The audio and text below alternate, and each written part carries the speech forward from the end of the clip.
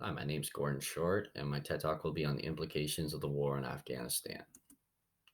On many occasions, Canadians have come to the aid of countries around the world since the Canadian Armed Forces took on the 11-year mission to reconquer Afghanistan's government and create a sustainable democracy.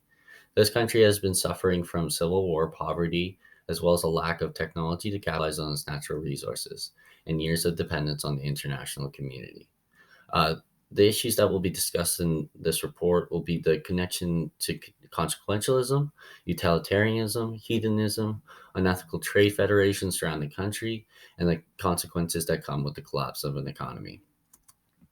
So, the first ethical framework I looked at was consequentialism.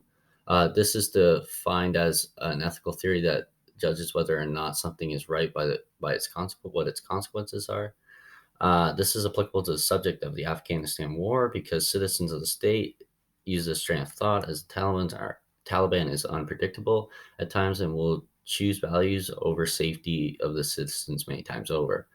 By having a government entity that does not care about the well-being of its citizens can be dangerous for everyone involved. Utilitarianism is another ethical framework that I looked at in terms of the Afghanistan war. This is defined as an ethical theory that determines right from wrong by the focusing on the outcomes. So, an example of this would be when Canada was asked to take action in Afghanistan, and basically they had to look over in government from a government official standpoint of whether the outcomes would benefit both sides.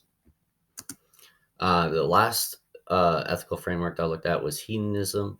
This is defined as the belief that pleasure or the absence of pain is the most important principle in determining the morality of potential course of action.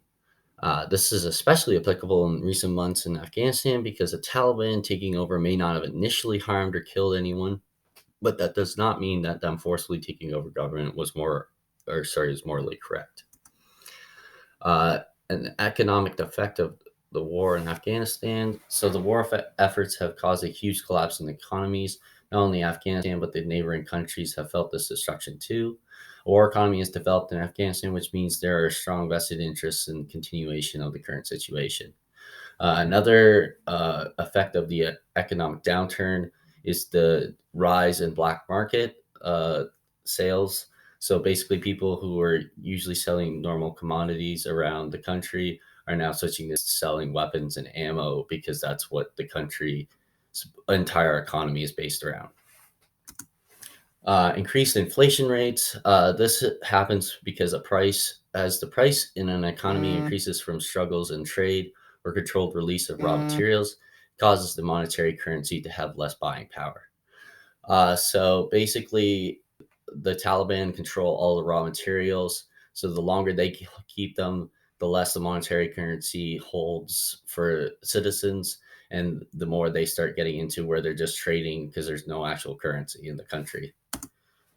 And then the last thing I looked at was bribery amongst government, which is very applicable in terms of Afghanistan's government because they all left or were somehow out of the country before the Taliban took over, which is very interesting to see in terms of a bribery standpoint.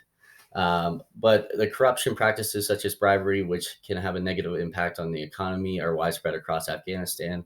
A mixture of violence, lack of trust, and incompetence on the part of some public officials can easily lead to a corrupt business or environment in the country.